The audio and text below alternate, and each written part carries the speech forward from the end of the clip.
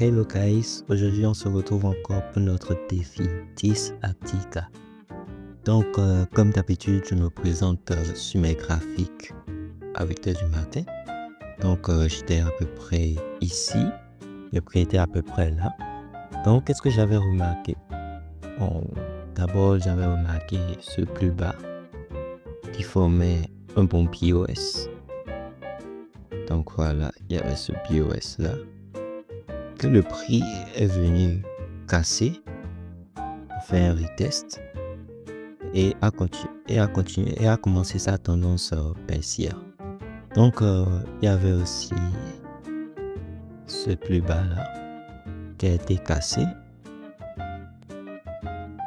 Ensuite ce plus bas aussi qui a été cassé. Et ce plus bas qui a aussi été cassé. Donc j'ai attendu la cassure de tous ces POS là d'abord. Et je suis venu sur ce mouvement là. Voilà. Donc je savais si ça cassait, ça allait refaire un retracement et repartir chercher un nouveau plus bas. Donc qu'est-ce que j'ai fait? J'ai identifié la zone OTE. Comme d'habitude, commencé à vous y faire. Donc il y avait la zone OTE. Et en plus, j'avais trouvé ce totobloc, ce tobé là. Et voilà, donc ça faisait un peu ça. Donc j'ai attendu. Le prix est revenu dans la zone OTE et a réagi sur l'OB. Donc j'ai pas vite pris le trade, donc j'ai pris le... Normalement je devrais prendre le trade là. Mais j'ai pas vite pris le trade, genre c'était quelques secondes. Donc j'ai pris le trade quelque part au milieu de cette bougie, donc quelque part là. Et comme on traite avec $80 maintenant, donc j'ai encore serré un peu mon SL et mon TP, donc qui était maintenant de 700 pips. Donc le trade ressemblait à ça. Donc comme vous l'avez vu, c'était encore une entrée sniper. Et le TP a été touché, j'ai pris le trade à 9h30. Et le TP a été touché à 9h50, donc 20 minutes. Je crois, oui, 20 minutes.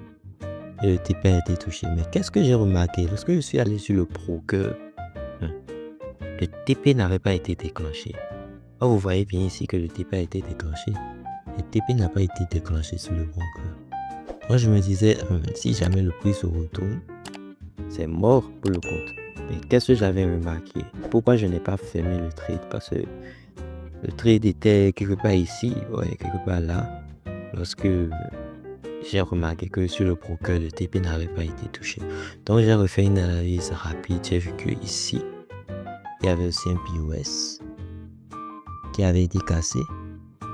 Donc j'ai attendu encore retracement. Et le retracement s'est fait et ils sont revenus encore sur l'OB, sur la zone OTE que j'avais tracée. Et donc c'est allé chercher un nouveau plus bas et c'est finalement ici, disons même ici, que mon TP a été atteint.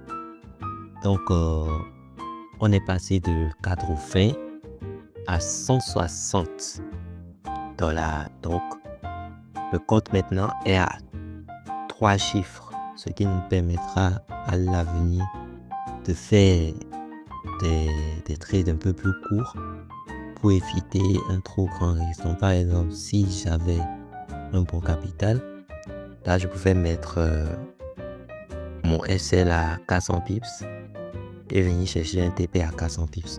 Donc vous voyez que c'est beaucoup plus intéressant. Donc déjà disons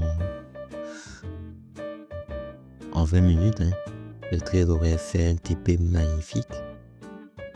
Et donc voilà un peu récapitulatif du jour. 5. On est passé de 80 à 160 $. Donc c'est déjà beaucoup. On a quitté les 10. Donc, on a déjà fait 1 fois 16 du capital. Donc, c'est déjà beaucoup. Donc, on attend le jour 6 maintenant pour voir ce qui va se passer sur le marché.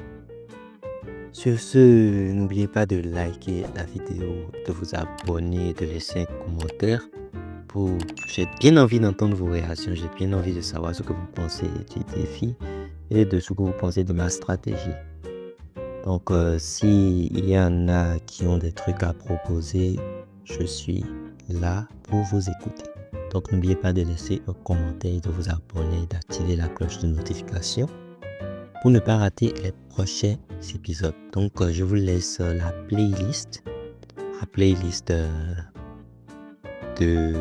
des derniers jours. Si vous êtes intéressé, vous pouvez aller voir. Sur ce, bonsoir.